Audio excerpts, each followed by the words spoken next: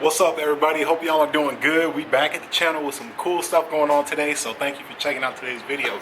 So right now we are at the drive-through car wash because my truck got super muddy this morning because I took my truck, me and my buddies went out to our hunting lease to pick up our tree stands and stuff out of the property. So my shit got super muddy. Today's video is going to be extremely excited. Today is going to be part one of the 8-inch installation of the, on the truck. So we're putting an 8-inch lift on it, going up from the 5-inch rough country up to an 8-inch lift. Today's video, pretty much we're going to be taking everything off, we're going to take a wire wheel to the frame, to the axles. We're going to be prepping everything because we're going to end up painting the suspension today. So I'm extremely excited. If you guys are, smash the like button. I'll give you guys a little walk around the truck and show you guys how filthy she looks right now. So she is super filthy. This is the first time I took these wheels off-road, tires off-road. When we were leaving the property, we kind of got a little stuck in a little mud rut. So had to drop her in 4-low and she just yanked herself right out. So, I mean, it looks like cow shit on the hood right now, you know what I'm saying? Also, is a good time to rinse down my frame, get the frame and the suspension looking clean, or get it rinsed off. I will be cleaning it up more when I get home, once I get the truck on jacks and gets all the wheels and stuff off. But she got super filthy. She's dirty, so we'll be doing a nice detail on her once we get everything good. So all of this stuff in here, all that's going to be painted. It's going to look super clean, super professional. Yes, I know I just put the track bars on and the lower long arms on. They're coming right off again because I don't want any paint getting on those. Plus, when we put the lift kit on, I'm going to have to drop the axle and I'm going to have to disconnect those anyway. So, and then I'm also going to be properly adjusting them because they're adjusted good, but it's not 100% right now. So I'm going to be probably, we're going to end up having to push the axle out a little bit once we lift her up some more. So good stuff going on. So what up, Paragon? So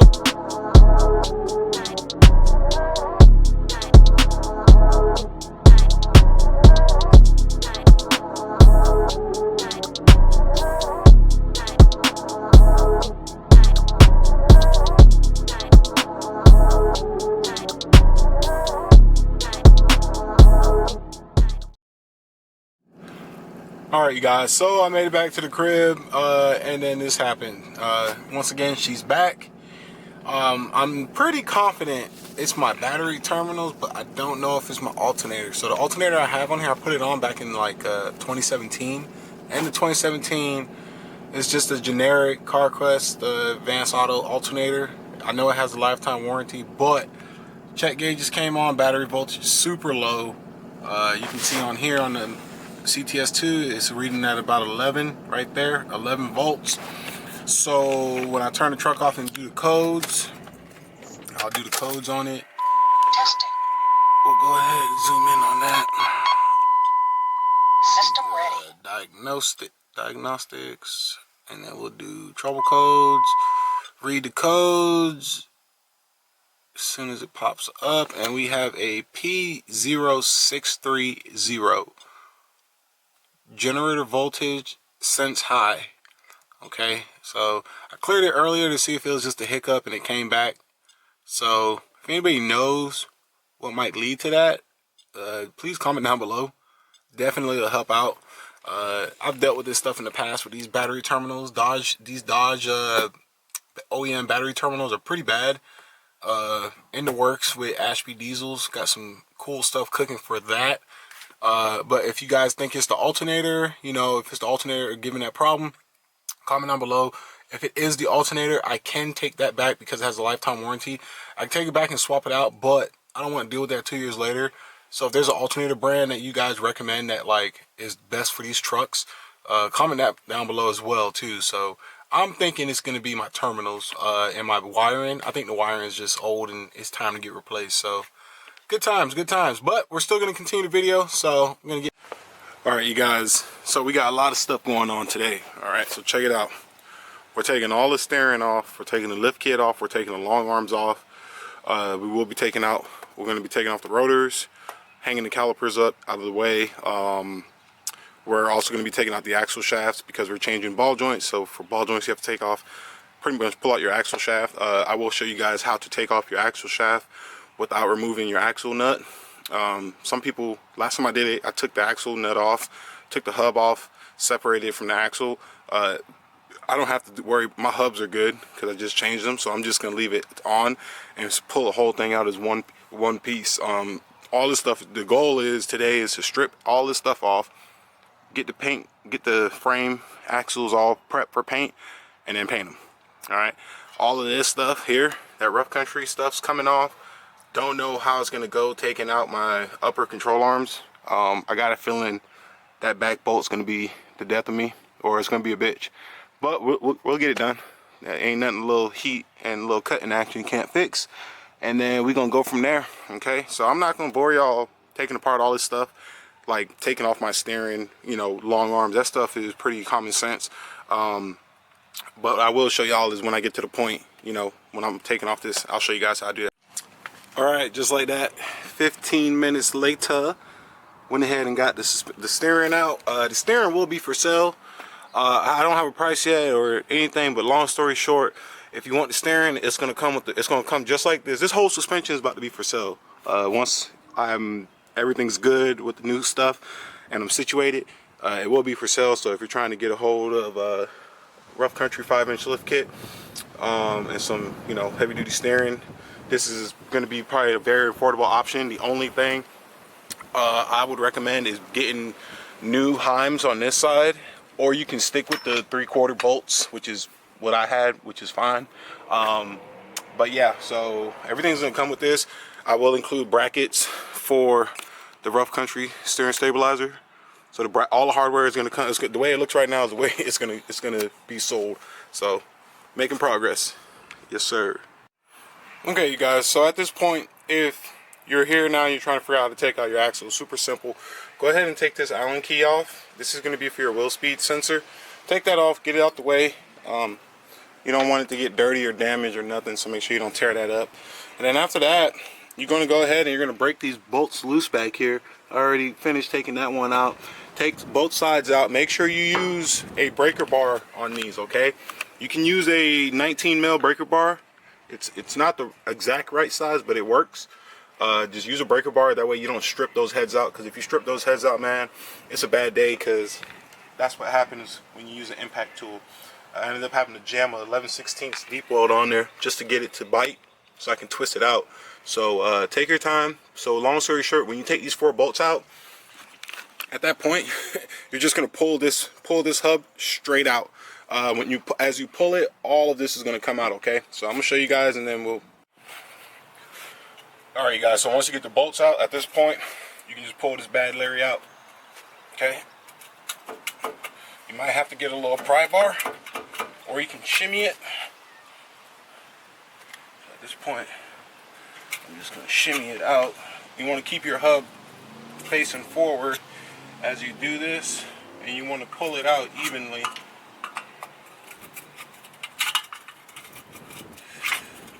I like to put anti-seize in here, so that way when it comes out evenly, you know what I'm saying? And when it comes out, you want to support your axle, because your axle is going to come out as well. So support that, pull it out, take your time.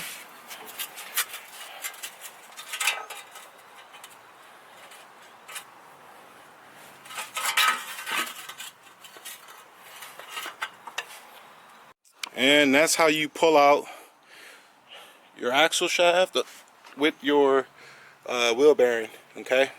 This would be a good time to check your wheel bearings, check your U-joints. These ones are still good. I just got to grease them up, but that's it. So I'm going to go ahead. So now at this point, we're going to be replacing these spindles, or these knuckles. Reason being is because I had to drill out these holes, and I have some replacement ones now. So next thing I'm going to show y'all is how to take these off, which is pretty simple. It's simple. It's not hard. It just takes some time. Highly recommend. You will need a pickle fork. If you don't have one, there's other ways you can do it too. I'll show you guys. Alright, you guys, so when you're ready to take your knuckle off, there's 2 ways you can go about it. Pickle fork, which I highly recommend. Long story short, all you do is you get the fork and you wedge it right there. And then you get your mallet, get your dead blow hammer, and beat that son of a bitch down. Okay, when you beat it, it's gonna split right there. Okay, where all the tension's at. So shit, I might be able to get away with this. So that's one way. Another way is get your dead blow wherever mine is, right here. Get your dead blow. You see that flat right there? Just beat that flat. So I'm gonna try it. Now when you do this, run your nuts, break loose your nuts, and leave like maybe 1-2 threads on it. Because once you do that, let's try it.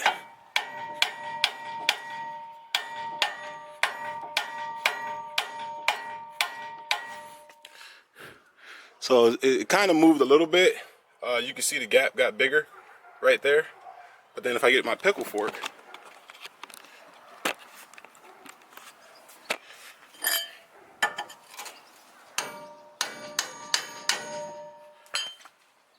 makes it that much easier. That just took, I don't know, 10 seconds to drop it.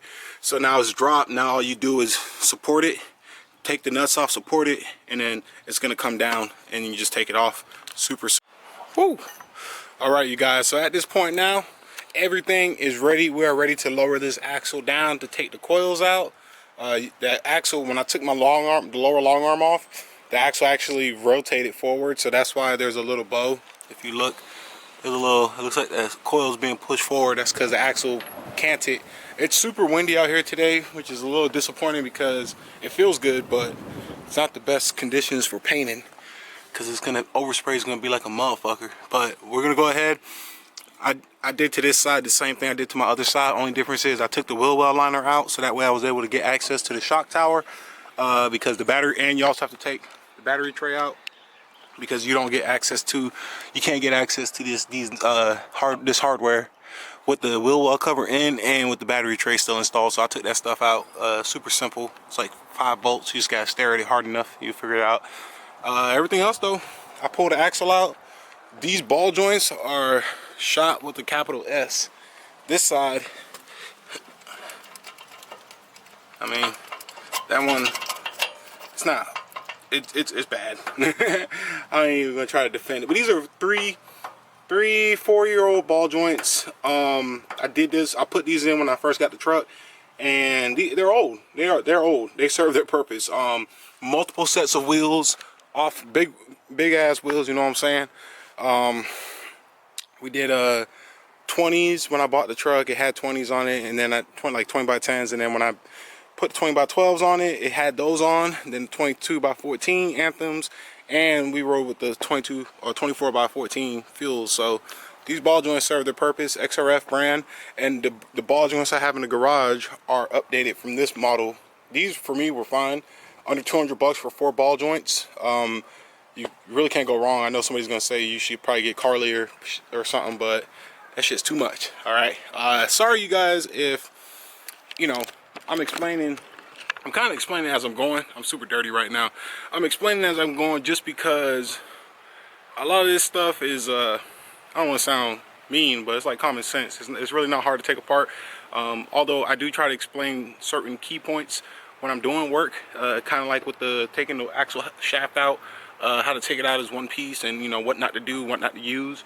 But for the most part, everything else, if you look at it, the way you look at it is the way it comes on, it goes on and comes off for the most part. There's really no trickery to it. So now what we're gonna do is we're gonna go ahead, we're gonna get a jack. I'm gonna get my jack, put it up underneath the pumpkin, move the jack out the way, slowly lower the jack until the spring has clearance to pop out. Once the spring comes out, I'll jack the axle up a little bit, put the jack stand back in there.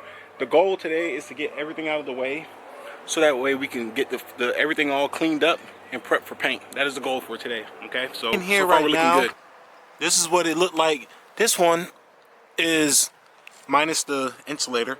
This one on the right is the one that I took out, and then one on the left is a new coil. They're damn near about the same in terms of height. Okay, so what I'm thinking now, if I was to take out that spacer, you can see a big difference in terms of height between coils. But these coils on the right are a lot skinnier in terms of like coil diameter, versus these ones are a lot bigger.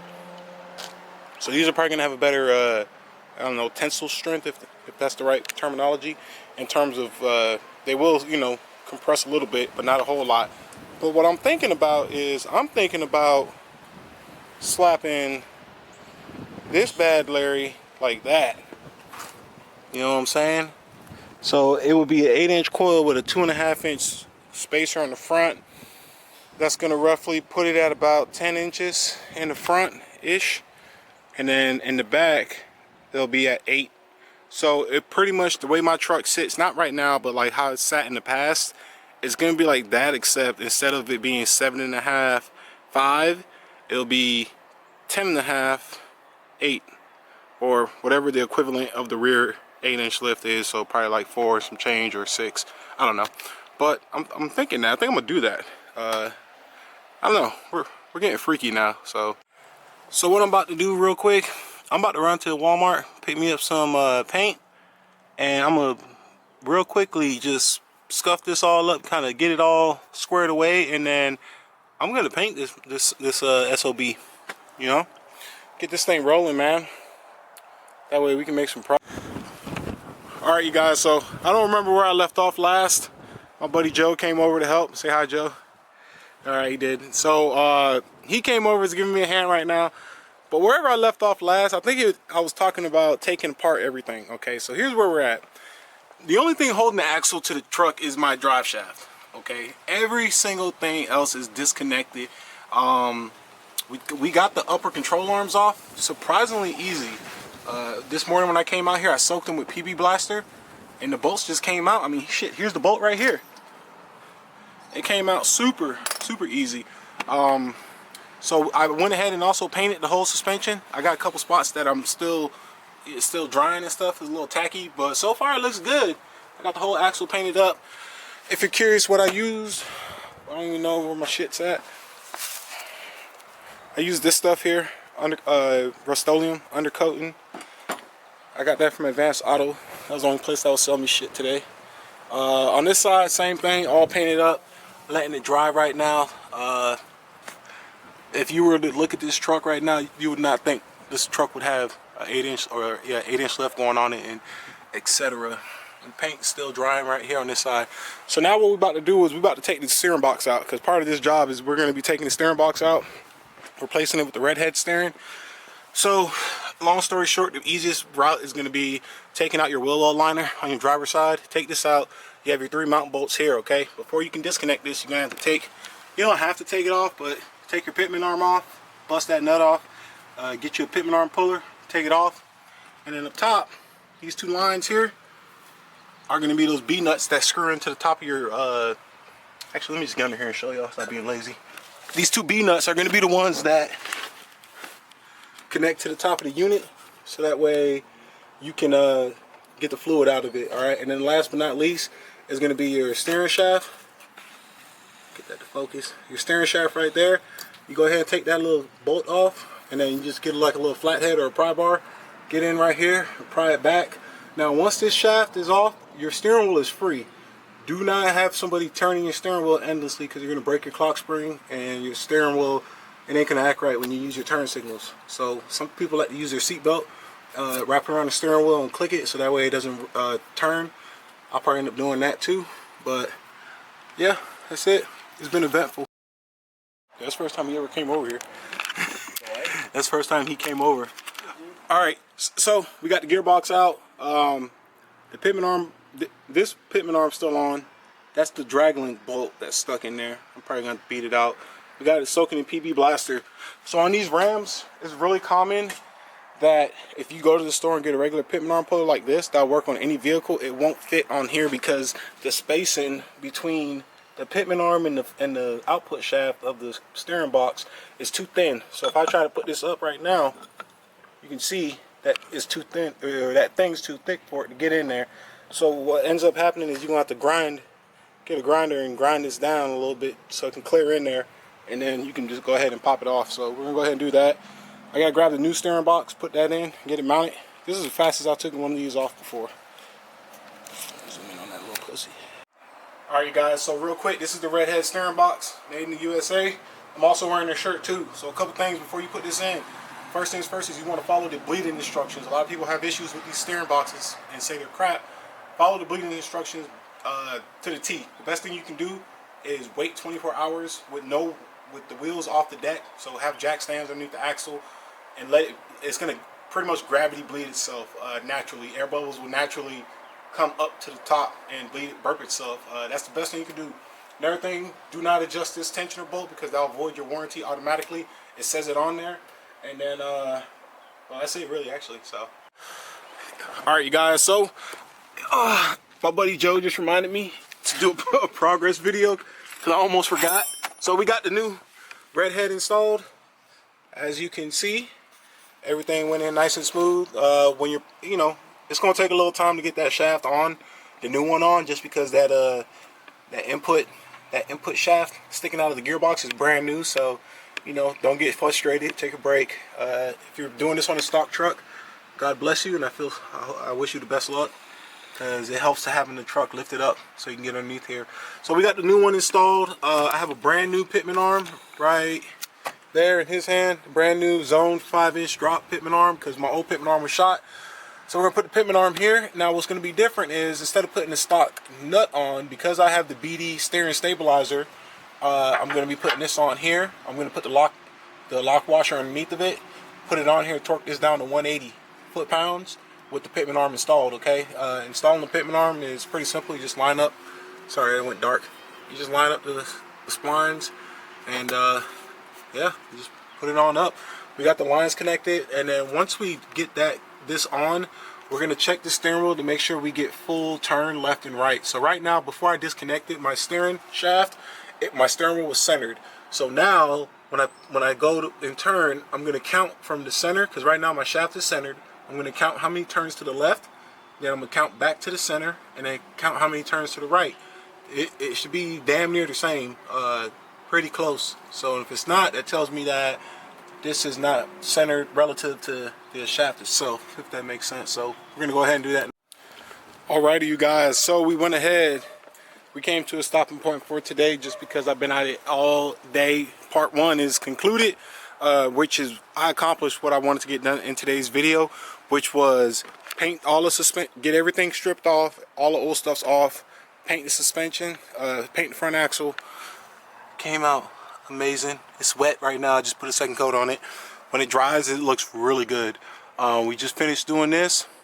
My buddy Joe, with his help, we were able to get the red head steering box installed, and you see that little red box right there? Yeah, all installed, filled up. We did the initial 10 to 15 full turns. No engine running, no nothing, just full turns all the way.